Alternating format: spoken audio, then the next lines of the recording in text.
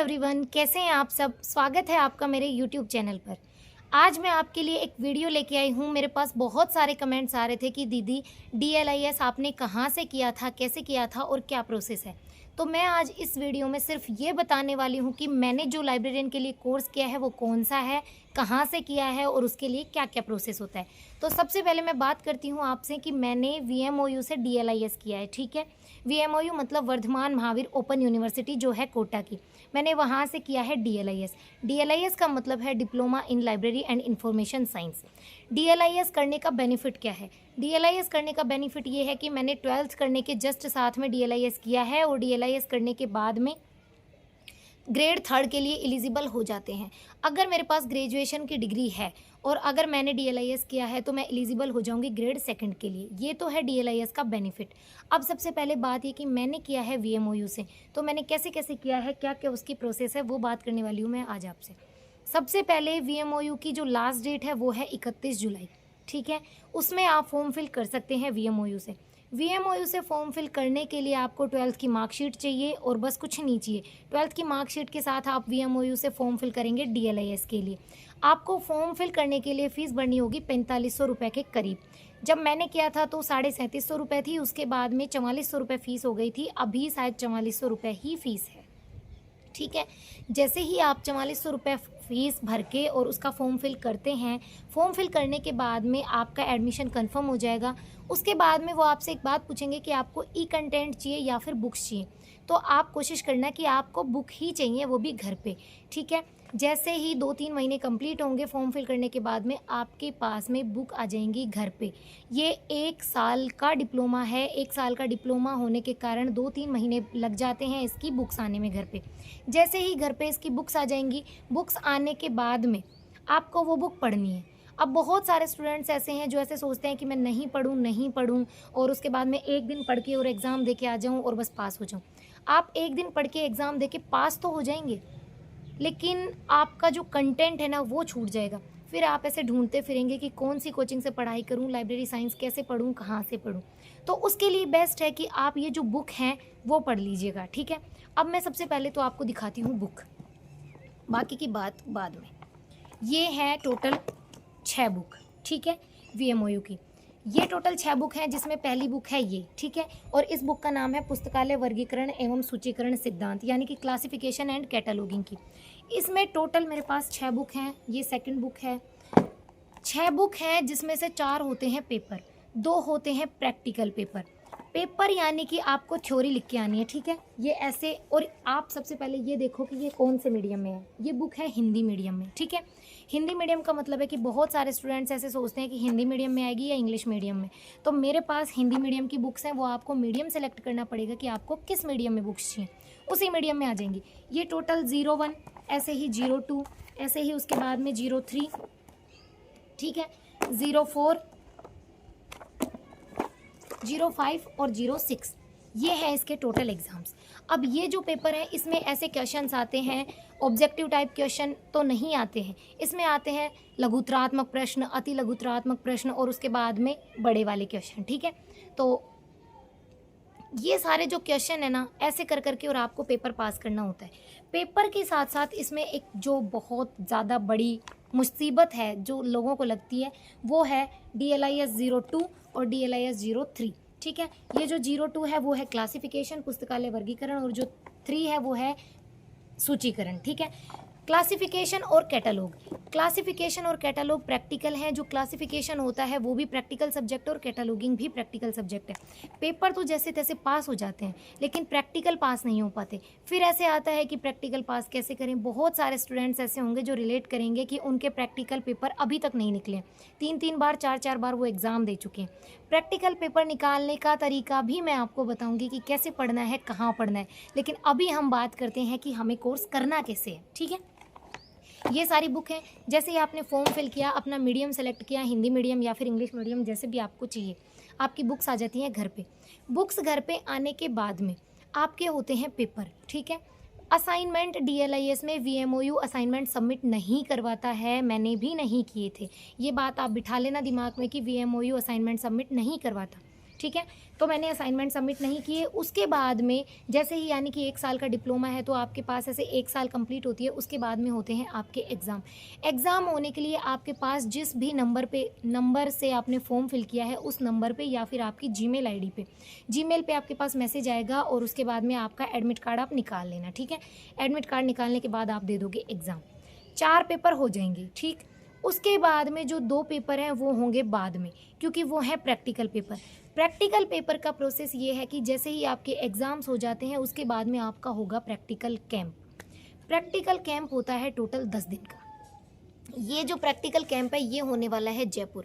बहुत सारे स्टूडेंट ऐसे हैं, जैसे मेरे पास पड़ता है जयपुर रीजनल सेंटर, देन मेरे जो प्रैक्टिकल हुए थे वो हुए थे जयपुर में, ठीक है। मैं कोटपुतली से बिलोंग कर रही हूँ तो मेरे जो प्रैक्टिकल होंगे वो होंगे जयपुर में। बहुत सारे स्टूडेंट ऐसे हैं, जैसे किसी के अजमेर पड़ेगा तो अजमेर में हो जाएंगे, जैसे जोधपुर पड़ेगा नज़दीक तो जोधपुर में होंगे उनके प्रैक्टिकल कैंप। प्रैक्टिकल कैंप में होता क्या है? प्रैक्टिकल कैंप में होता है 10 दिन का कैंप, जिसमें आपको पढ़ाए जाएंगे क्लासिफिकेशन और कैटलॉगिंग। बाकायदा टीचर्स आएंगे, आपकी क्लासें होंगी, आपको अच्छे से क्लासिफिकेशन और कैटलॉगिंग पढ़ाया जाएगा। अब बहुत सारे ऐसे होंगे जिन्हें क्लासिफिकेशन और कैटलॉगिंग पढ़ने नहीं जाना है, यानी कि प्रैक्टिकल कैंप नहीं करना है। वो डिपेंड करता है आपके उस कॉलेज पे।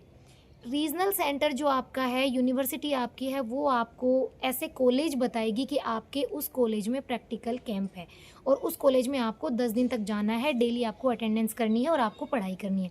अब बहुत सारे ऐसे होंगे जिन्हें नहीं जाना, या फिर जिनके सिचुएशन ऐसी आ जाएगी कि हम तो जा ही नहीं सकते। वो डिसाइड करेगा आपका वो कॉलेज जहाँ पे आपके कैंप लग रहा है। अगर वो कॉलेज वाले चाहते हैं कि आप एक दिन छोड़ के एक दिन आ जाओ, या फिर आप नहीं आओ, या फिर आप सिग्नेचर करके चले जाओ, वो पूरा का पूरा प्रोसेस उस कॉलेज पे ही डिपेंड करता है। मैंने पूरे 10 दिन का प्रैक्टिकल कैंप लिया था, पूरे 10 दिन तक पढ़ाई की थी, अच्छे से क्लासिफिकेशन भी देखा था, कैटलॉगिंग भी पढ़ी थी। उसके बाद में जैसे ही आपके प्रैक्टिकल कैंप कंप्लीट हो जाता है 10 दिन का, अटेंडेंस उसमें कंपलसरी है, तो आपको कैसे भी करके अटेंडेंस तो लगानी ही है। जैसे ही 10 दिन का कैंप कंप्लीट हो जाता है उसके कुछ दिनों बाद आपके आता है वापस से एडमिट कार्ड, जिसमें आपके होते हैं प्रैक्टिकल पेपर। प्रैक्टिकल पेपर में आपको पेपर करके आना है, क्लासिफिकेशन की जो बुक है वो भी, और कैटलॉग के लिए भी। तो कैटलॉग के लिए तो आपको कुछ चाहिए नहीं, और जो क्लासिफिकेशन है उसमें आती है सीसी एंड डीडीसी। सीसी और डीडीसी की जो बुक्स हैं, सीसी तो छोटी सी आती है, 350 रुपये की आती है, तो आप भी उसको ले जा सकते हैं। बाकी डीडीसी आपको वहीं से मिलेगी जहाँ पे आपके पेपर होंगे। प्रैक्टिकल पेपर ऐसा होता है जिसमें आपको बुक भी दी जाती है, उसके बाद में आपको करनी है प्रैक्टिकल। ये बहुत ही ज़्यादा अंडरस्टैंडिंग सब्जेक्ट है, इसलिए आपको समझ डेवलप करनी ही होगी प्रैक्टिकल पास करने के लिए। फिर आपको मिलेगी सीसी और डीडीसी, फिर आप करेंगे क्लासिफिकेशन का पेपर और उसके बाद करेंगे कैटलॉगिंग का पेपर। ये प्रोसेस होगा आपके प्रैक्टिकल पेपर का। 4 पेपर आपके पहले हो चुके हैं, उसके बाद आपका प्रैक्टिकल कैंप हो चुका है, उसके बाद में आपके 2 प्रैक्टिकल पेपर हो चुके हैं। ये सारा प्रोसेस हो चुका है, उसके बाद में कुछ नहीं करना। उसके बाद में आपकी कंप्लीट अगर हो जाती है, यानी आपके अच्छे मार्क्स आ जाते हैं, तो आपकी डीएलआईएस हो जाएगी कंप्लीट। डीएलआईएस कंप्लीट होने का मतलब है कि आपके पास जो डिप्लोमा आएगा वो कैसे आएगा। बहुत सारे सवाल हैं कि वो कैसे आएगा, तो वो ऐसे आएगा जैसे ही आप पास कर लेते हो उसके बाद में आपका जो डिप्लोमा है वो आएगा बाई पोस्ट ऑफिस, ठीक है। बाई पोस्ट आपके घर पहुंचा दिया जाएगा डिप्लोमा, जिसमें मार्कशीट आएगी, और उसके बाद में आपके पास में वो जो सर्टिफिकेट आता है प्रमाण पत्र वो भी आएगा, ठीक है। ये सारी प्रोसेस है डीएलआईएस की। फीस मैंने बता दी है। अब उसके बाद में बात करते हैं वो स्टूडेंट्स जिनके ऐसे पेपर बैक रह जाते हैं, जिनके मान लो प्रैक्टिकल का पेपर बैक रह गया, तो अब वो क्या करें। वो ऐसे ही ध्यान रखना, जैसे ही रिजल्ट आता है उसके जस्ट बाद में रिवैल्यूएशन के फॉर्म लगाए जाते हैं। री इवैल्यूएशन का अगर फॉर्म आप लगा दोगे तो हो सकता है आपकी किस्मत अच्छी हो, उन्होंने वापस कॉपी चेक कर ली हो, आपके मार्क्स बढ़ा दें। अगर री इवैल्यूएशन का जो फॉर्म है वो आपका निकल गया, रिवैल्यूएशन का फॉर्म निकलने के बाद में अगर आपने वापस से फॉर्म फिल किया कि मैं दोबारा से एग्ज़ाम दे देता हूँ, और दोबारा से आप एग्ज़ाम देने गए, तो 100% श्योरिटी है कि वो नहीं निकलेगा, ठीक है। वो नहीं निकलेगा। उसके बाद में वापस से आप रिवैल्यूएशन का लगाओगे, फिर उसके बाद में हो सकता है निकल जाए, और ऐसा भी हो सकता है कि आप वापस से फॉर्म फिल करो और नहीं निकले। इसलिए कोशिश करना कि एक ही बार में निकल जाए पेपर। जैसे जैसे फॉर्म सबमिट होंगे, उसके बाद में एग्ज़ाम्स होंगे, प्रैक्टिकल पेपर होंगे, उसके लिए भी मैं एक अच्छे से वीडियो बनाऊंगी। ये था डीएलआईएस का पूरा प्रोसेस, ठीक है। आपके पास डिप्लोमा भी आ गया है घर पे, आपने डिप्लोमा कर लिया है, 1 साल का कोर्स है।